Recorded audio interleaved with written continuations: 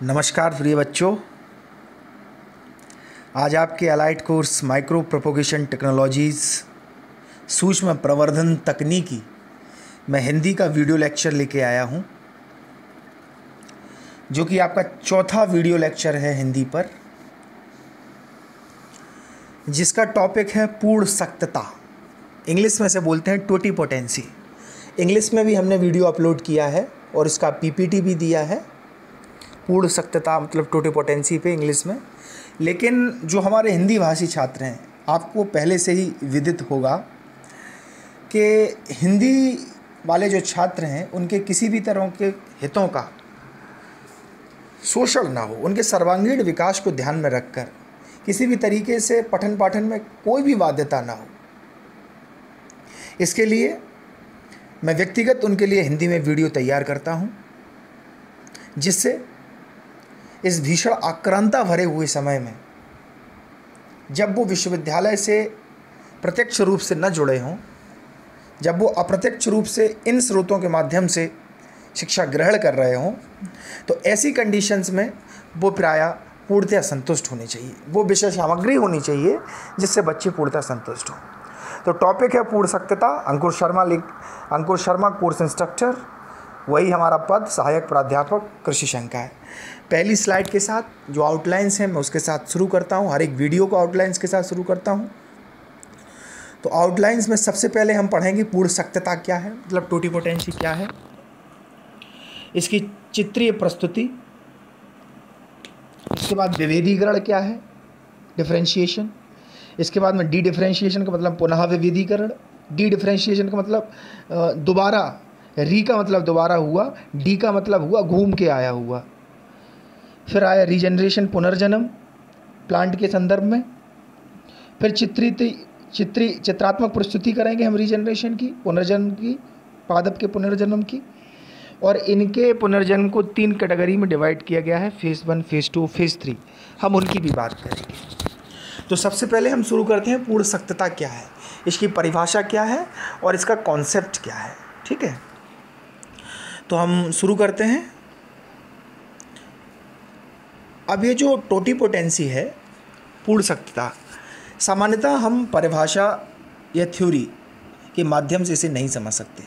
जब तक हम इसकी चित्रीय प्रस्तुति नहीं देखेंगे, चित्रात्मक तरीके से इसे नहीं समझेंगे, चीज़ें हमारे समझ में नहीं आएंगी। और प्रिय छात्रों, मैं आपको ये बताना चाहूँगा कि ये जो माइक्रो प्रोपोगेशन टेक्नोलॉजी आपका सब्जेक्ट है, ये पूरा कंप्लीटली डिपेंड है आपके साइंस पे। और साइंस की कुछ टिपिकल चीज़ें जो होती हैं, जिनका हिंदी रूपांतरण असंभव होता है, वो भी मैं जैसा हूँ तो उनका हिंदी रूपांतरण ढूंढ भी लेता हूँ, सामान्यतः इनका हिंदी रूपांतरण आपको नहीं मिलता। तो टोटीपोटेंसी की जो चित्रात्मक प्रस्तुति है वो इंग्लिश के माध्यम से है, लेकिन मैं उन्हें हिंदी में आपको समझाऊंगा। पूर्ण सख्तता और पुनः पूर्ण सख्तता, इन 2 बिंदुओं में टोटीपोटेंसी को विभक्त किया गया है। एक तो है हमारा इन विवो, एक है हमारा इन विट्रो। इन विट्रो का मतलब होता है जब हम प्रयोगशाला कंडीशन में किसी चीज़ को करते हैं, जब तापमान, वायु का वेग, आर्द्रता, ये सब चीज़ें हमारे बस में होती हैं, जिसे बोलते हैं कंट्रोल्ड एनवायरमेंटल कंडीशंस। पूरी तरीके से इन सब चीज़ों पे हमारा बस होता है। इन विवो का मतलब होता है फील्ड कंडीशन में, जब हम ओपन कंडीशन में किसी चीज़ को करते हैं, जहाँ इन परिस्थितियों पर किसी भी तरीके से मेरा बस नहीं होता, हम वहाँ इनको करते हैं। तो सर्वप्रथम हम इन विवो से शुरू करते हैं। जायगोट, एक स्लाइड में 2 जायगोट आपको दिख रहे हैं। इन जायगोट को हमने सेल स्टेज एम्ब्रो, भ्रूण अवस्था पर ले जाया गया और ये क्रोमेटिन के द्वारा ट्रांसक्रिप्शन मेटाबॉलिज्म में परिवर्तित होकर और प्लियोपोटेंट स्टेज में मास्ट के रूप में इस गोले में इनर सेल के रूप में एकत्रित हो गए। हम इन विट्रो कंडीशंस में जब प्रयोगशाला कंडीशन की बात करें तो बहुत से सारे सेल्स के स्ट्रक्चर्स बने हुए हैं, जो कि इरिवर्सिबल पुनः टोटीपोटेंसी की तरफ मूव करके एम्ब्रियोनिक स्टेम सेल्स का निर्माण कर रहे हैं। आप इस चित्रात्मक प्रस्तुति को, मैं इसकी पीपीटी भी आपको दूंगा, इसकी चित्रात्मक प्रस्तुति को आप देख सकते हैं। मैं थोड़ा जूम कर रहा हूँ, आप इसे देख सकते हैं अच्छे से, और हो सके तो आप इसे कागज़ कलम पे भी अपना बना लेना, क्योंकि प्रैक्टिकल में ये तो हम बनवाएंगे ही आपसे। टोटीपोटेंसी की डायग्रामेटिक रिप्रेजेंटेशन है, मतलब चित्रात्मक प्रस्तुति। अब हम दूसरी स्लाइड पर चलते हैं। टोटीपोटेंसी डेफिनीशन, परिभाषा क्या है इसकी, पूर्ण सत्ता की परिभाषा क्या है। तो परिभाषा में हम देखते हैं कि किसी भी कोशिका की पूरे जीव को जन्म देने की क्षमता टोटीपोटेंसी कहलाती है। छोटी से छोटी एक कोशिका हो या उसका एक पार्ट हो, यदि वह पार्ट पूर्णतः प्राय एक जीव को जन्म दे सकती है तो समझो कि वो टोटीपोटेंसी है। टोटीपोटेंट का मतलब पूरी तरह से जनन क्षम, टोटल पोटेंट है। पूर्ण सत्यता का मतलब ये समझ लो कि 100% अगर उसमें जनन क्षम की क्षमता विद्यमान है तभी हम उसे पूर्ण सत्यता की परिभाषा देंगे। यदि एक सेल से 99% भी अगर चीज़ें पहुंचती हैं तो हम उसे टोटीपोटेंस की इस श्रृंखला में विभक्त न करके प्लूओपोटेंट की श्रृंखला में विभक्त करेंगे। ठीक है, तो टोटीपोटेंट का मतलब पूरी तरह से जननक्षम, टोटल पोटेंट है। टोटीपोटेंट सेल का सबसे अच्छा उदाहरण जाइगोट है। जाइगोट को हिंदी में युग्मनज बोलते हैं, जो कि आपके ऊपर से परे होगा। जाइगोट ही आप याद रखना। सबसे अच्छा उदाहरण एक युग्मनज है, यह विभेदित करता है और पूरे जीव को जन्म दे सकता है। जाइगोट ही डिफरेंशिएशन करता है जिससे हमारे पूरे जीव के जन्म का निर्माण होता है। ये टोटीपोटेंसी की एक डेफिनेशन है और इस डेफिनेशन को आप याद करना, जब भी एग्ज़ाम आपका होगा तो टोटीपोटेंसी की जब परिभाषा पूछी जाएगी तो आप इसे 3 लाइनों में इसका सटीक प्रत्युत्तर करेंगे। अब हम दूसरी स्लाइड की ओर चलते हैं। चित्रात्मक प्रस्तुति है। चित्रात्मक प्रस्तुति में बताया गया है 3 अवस्थाएं हैं। एक E2 मॉड्यूला है, दूसरी प्रावस्था है आपकी E3-5 अर्ली ब्लास्टोसाइट्स, तीसरी है आपकी E4-5 लेट ब्लास्टोसाइट्स। इन तीनों प्रावस्थाओं को आपको दिखाया गया है। मॉड्यूला स्टेज में गोल गोल तरीके से ये लीफ के स्ट्रक्चर को रखा गया है। जब दूसरी अवस्था आई तो ये चीज़ें जब हमने माइक्रोस्कोप से देखी तो एक सतह पर चिपकी हुई हमें दिखाई दी। तीसरी प्रावस्था पर इन सतह के बीचों बीच आधे पोर्शन से कम में एक सीधी लाइन में ये आकार में लयबद्ध तरीके से दिखी। अब इनका हमने जब पूरे चरण को देखा तो ये रिवर्सन स्टेज में आ गई। इसमें इन्होंने 2I LIF और सीरम LIF की उपस्थिति में टोटीपोटेंसी सेल को एपीब्लास्ट प्रिकर्सर के इरिवर्सिबल कंडीशन में प्रिमिटिव एंडोस्पर्म प्रिकर्सर का निर्माण किया, जो पुनः डिफरेंशिएटेड एपीब्लास्ट से होकर सीरम LIF की उपस्थिति में मीजोडर्म, एक्टोडर्म, डेफिनेटेड एंडोडर्म का निर्माण करती है। Totipotency, pluripotency and multipotency. मैं इसको जूम कर रहा हूँ, आप इसे देख सकते हैं और पीपीटी में आप और अच्छे से देख पाएंगे। पूरा जूम है ये, जिससे अच्छे से ये वीडियो में रिकॉर्ड हो, मैंने इसलिए इसे जूम किया है।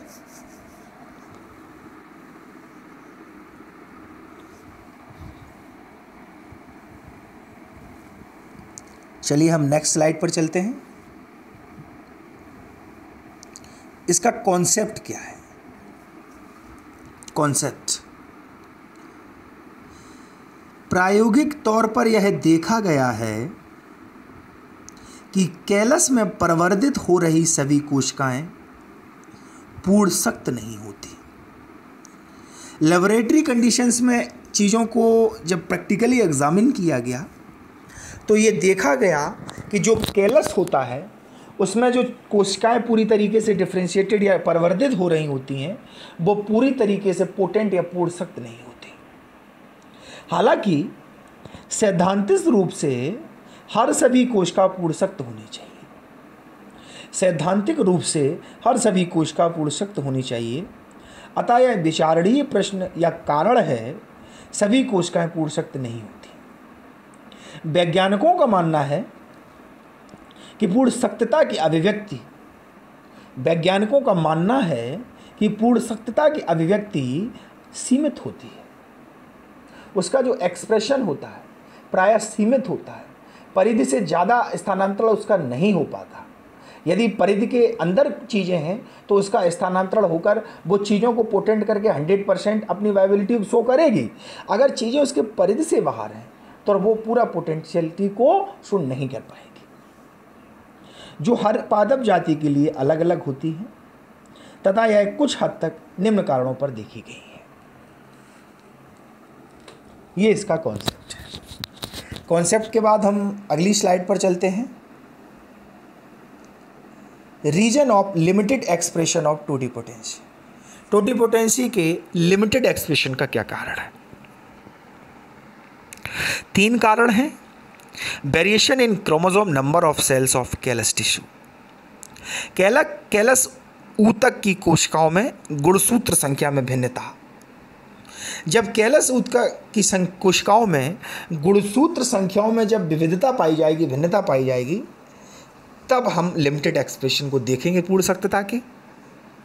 दूसरा बिंदु है an association of cells may be sometimes necessary to provide the appropriate environment for certain individuals to express their totipotency.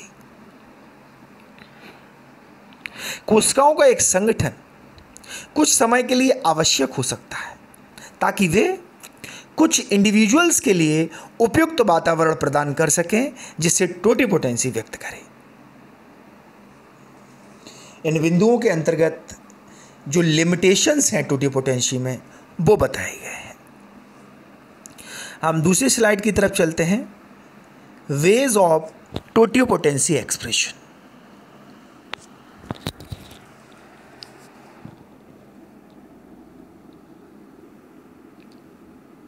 पहला है एक्सिलरी बड प्रोलिफरेशन, अच्छी कली प्रसार।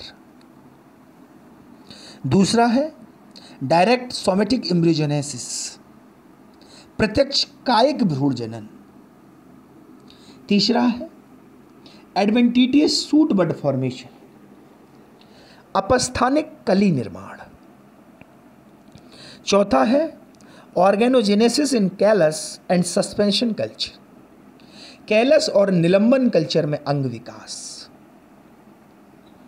अगला है embryogenesis in callus and suspension cultures, callus और निलंबन कल्चर में भ्रूण जनन। अगला है एंड्रोजेनेसिस एंड गायनोजेनेसिस, जननांग कोशिकाओं में अंतर। एपिकल बड फॉर्मेशन, शीर्षस्थ कलिका का निर्माण। ये सातों बिंदु टोटिपोटेंसी के एक्सप्रेशन का एक रास्ता चरणबद्ध करते हैं जिससे इनकी सारी क्रियाएं समय पर और सुचारू रूप से क्रियान्वित होती रहती है। Ways of totipotency expression. अगली स्लाइड को हम देखते हैं। कोशिका की पूर्ण सख्तता। कैलस ऊतक की कोशिकाओं में गुणसूत्रों की संख्या में अंतर बहुगुण सूत्रता या समगुण सूत्रता होने से मिश्रित गुणसूत्र युक्त कैलस बनता है एवं यह पाया गया है कि जो भी कैलस की कोशिकाएं द्विगुणित होती हैं केवल वही पूर्ण सख्तता दर्शाने में सक्षम होती हैं। गुणसूत्रों की विभिन्नता कर्तोतक की कायिक कोशिकाओं में पहले से उपस्थित हो सकती है अथवा संवर्धन माध्यम में वृद्धि करते समय उत्पन्न हो सकती है। कोशिकाओं में उपस्थित अंतर्जाल हार्मोन स्तर एवं बाहर से संवर्धन माध्यम में मिश्रित हार्मोन स्तर भी माध्यम में कोशिकाओं की पूर्ण सख्तता को प्रभावित करता है। कैलस का संगठन भी कोशिकाओं की पूर्ण सख्तता पर असर डालता है। जैसे किसी विषमांगी हेट्रोजेनस कैलस का सभी कोशिकाएं पूर्ण सख्तता प्रदर्शित नहीं करेंगी। इसके विपरीत समांगी होमोजेनस कैलस भी की सभी कोशिकाएं पूर्ण सख्तता प्रदर्शित करने में सक्षम होती हैं। यह कोशिका की पूर्ण सख्तता है।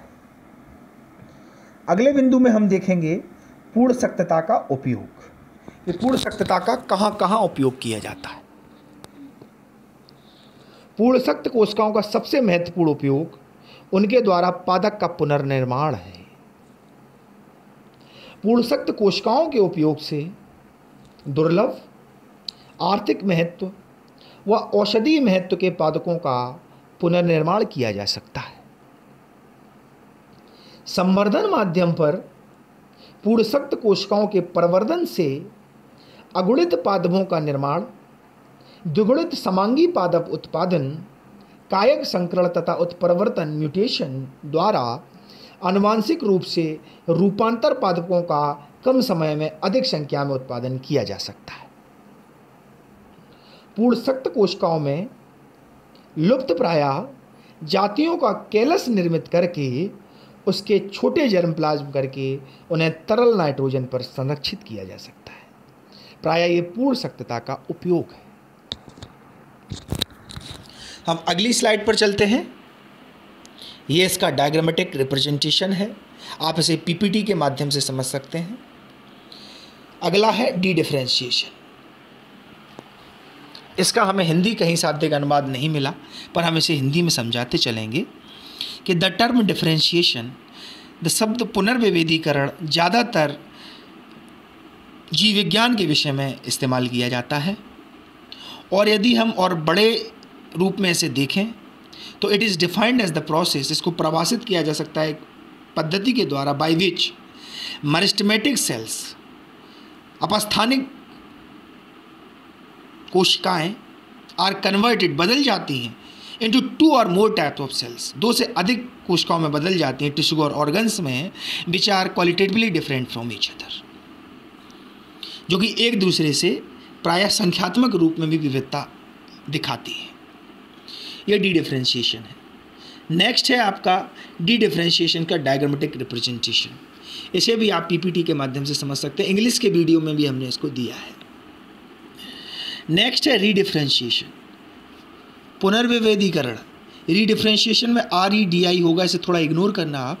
The process of differentiation occurring in an undifferentiated tissue is known as redifferentiation theory. इसका कंडीशन डिफरेंशिएशन में रिवर्सिबल कंडीशन बनती है। Dedifferentiation stem like state, transient phase इसे बोलते हैं। फिर 3 शाखाओं में विभाजित होकर रीडिफरेंशिएशन ट्रांस डिफरेंशिएशन को बनाती है। तो सेकंड अवस्था में इसके सेल की डेथ होकर सेल साइकिल का निर्माण होता है। बस रीडिफरेंशिएशन की यही थ्योरी है। नेक्स्ट स्लाइड में हम जाते हैं रीजनरेशन। रीजनरेशन का मतलब पौधे का पुनर्जन्म। It is defined as the structuring of any plant which has been removed or physiologically isolated from the organism. In other words, genesis of an entire plant from cultured plant directly or via callus indirectly is called regeneration. किसी पौधे का किसी भी शरीर, चाहे वो अंग में उसका तना हो, चाहे वो पत्ती हो, चाहे वो फूल हो, चाहे वो जड़ हो, किसी भी तरीके से यदि हम कृत्रिम और वायवीय माध्यम से पूरे पौधे का निर्माण यदि हम करते हैं तो वो रीजनरेशन है, पुनर्जन्म। ठीक है, चित्रात्मक प्रस्तुति में आप देख सकते हैं। तो सबसे पहले हमने एक्सप्लांट को लिया, ठीक है, एक ट्रे में हमने एक्सप्लांट को न्यूट्रिएंट मीडियम में रखा, जिससे कैलस का निर्माण हुआ। निर्माण के बाद एम्ब्रॉयड कंडीशन बनी, फिर एम्ब्रो का निर्माण हुआ, फिर पौधे में जड़ के साथ पत्तियाँ और शाखाएँ हमें दिखाई दी, जिसे प्लांटलेट्स बोलते हैं। फिर पूरे सजीव पौधे का निर्माण हो गया। द्वितीय अवस्था में भी समझने के लिए बताया गया है आपको। इसे थोड़ा जूम कर देता हूँ, पीपीटी कंडीशन में आप इसे देख लेना। 4 डेज ओल्ड सीडलिंग को लिया, जो कि कोडिलीडेंस में आया 4 से 7 दिन में। इसके बाद में उसमें सूट फॉर्मेशन हुआ, फिर सूट एलॉन्गेशन हुआ। इसके बाद में सूट्स रिम कंडीशन में 2 से 3 वीक में आए। फ्लावरिंग हुई, फ्लावरिंग के बाद में सीड टेस्टिंग ग्रीन हाउस में हुआ। इन सब चीज़ों को कंप्लीट करने में 4 से 6 वीक्स का समय लगा। ठीक है, अब इसके बाद हम चलते हैं, इसे आप पीपीटी के माध्यम से ही समझ पाएंगे, केवल आपको समझना है। टोटीपोटेंसी और प्लियोपोटेंसी फर्स्ट डायग्राम से ही जुड़ा हुआ है। ठीक है, मेन चीज़ इसमें सेल कैंप, प्लांटलेट्स और एम्ब्रो है, जिनके डायग्राम भी आपको दिए गए हैं। बाकी सूट्स, प्लेयोटिक स्टेम सेल्स और रूट्स के बारे में आपको बताया जा चुका है। नेक्स्ट कंडीशन में हमने रेफरेंस इस पीपीटी को बनाने के लिए जो इस्तेमाल किए वो ये रेफरेंस हैं, और इसके साथ साथ हमने स्वयं इनका अनुवाद किया है हिंदी में। ये रेफरेंसेस हैं, स्रोत हैं। इसके साथ साथ आपका धन्यवाद। फिर हम अगले वीडियो हिंदी लेक्चर के साथ आपको मिलेंगे। तब तक के लिए धन्यवाद, नमस्कार। घर में रहें, सुरक्षित रहें। पूरा विश्वविद्यालय आपके लिए प्रतिबद्ध है, हम आपके लिए प्रतिबद्ध हैं, सभी शिक्षकगण आपके लिए प्रतिबद्ध हैं। ये समय समय पर विषय सामग्री हम आप तक पहुंचाते रहेंगे, जिससे आपकी शिक्षा में किसी भी तरीके का व्यवधान उत्पन्न ना हो। इसी के साथ नमस्कार, धन्यवाद।